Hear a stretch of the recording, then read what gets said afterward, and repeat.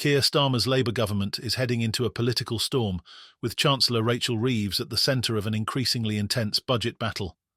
After 100 turbulent days in power, Labour's grand promises to rebuild the economy and boost public services are coming up against a harsh fiscal reality.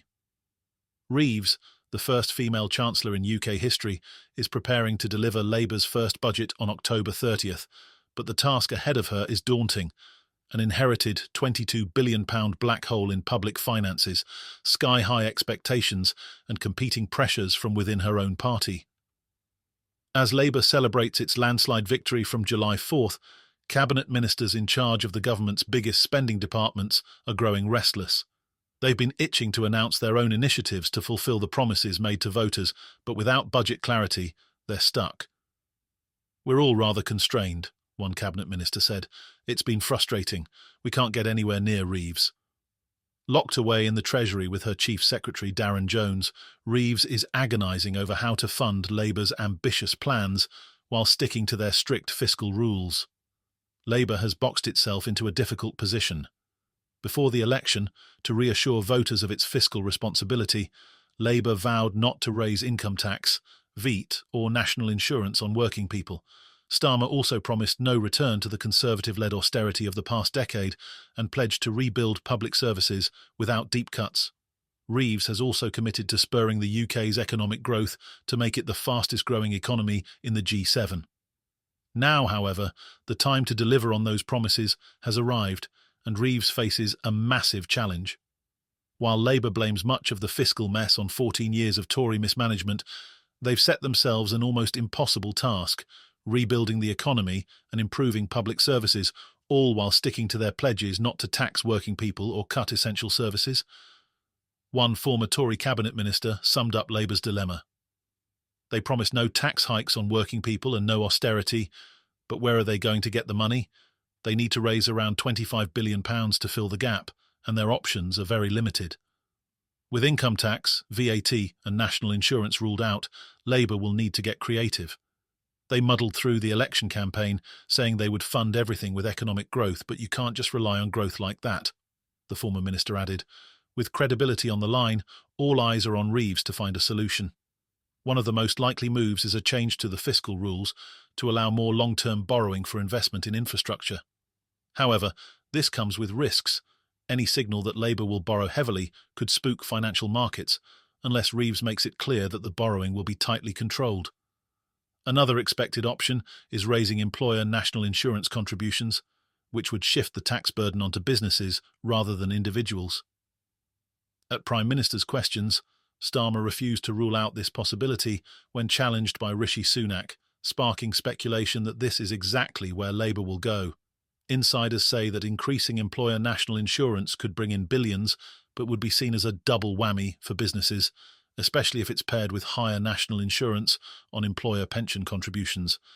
There are also rumours that the Treasury is looking at raising capital gains tax and increasing inheritance tax, which could generate additional revenue. But there are growing concerns that Labour's plans to increase taxes on businesses could backfire. The timing is awkward. Labour is set to host an investment summit in London, where they'll try to convince global business leaders that the UK is a prime destination for investment. As one government source put it, "We're telling businesses to come and invest in the UK while at the same time slapping them with higher taxes. It's incoherent." Another source added, "If Labour raises employer national insurance, businesses will pass that cost onto workers through lower wages and fewer jobs." For Reeves, the pressure is immense. Labour MPs are also adding to the strain, with a group of about 70 backbenchers signing a letter urging her to rewrite the fiscal rules and spend tens of billions more on ailing public services like schools, hospitals and transport. The Labour Growth Group, which includes prominent figures like Josh Simons and Chi Onwurah, argues that the government must seize the opportunity to unlock investment and drive growth, even if that means bending the rules. The group's letter calls for an overhaul of the way government debt is calculated, proposing that the value of new assets built with borrowed money should be factored into debt figures. According to the Institute for Fiscal Studies, such a change could unlock up to £50 billion for investment, although it's unlikely that Reeves would go that far. "We need to stop being afraid of borrowing for growth," the letter argues. The sooner we invest, the sooner our constituents will begin to benefit. This show of support from Labour loyalists is encouraging for Reeves, but it also highlights the growing rift within the party. While some MPs are pushing for bold investments, others fear that more borrowing could destabilise the economy. Figures close to the Chancellor have hinted that she may make a modest change to fiscal rules, freeing up between £10 billion and £20 billion for investment without scaring off the markets. However, Labour's MPs are impatient, warning that Reeves must act now if Labour is to deliver tangible improvements before the next election. Lucy Rigby, co-chair of the Labour Growth Group, said the government needed to break the Tory doom loop of low investment, low productivity and low growth to give voters the change they want. Simons echoed that sentiment, calling the government's current fiscal framework an object of derision among economists.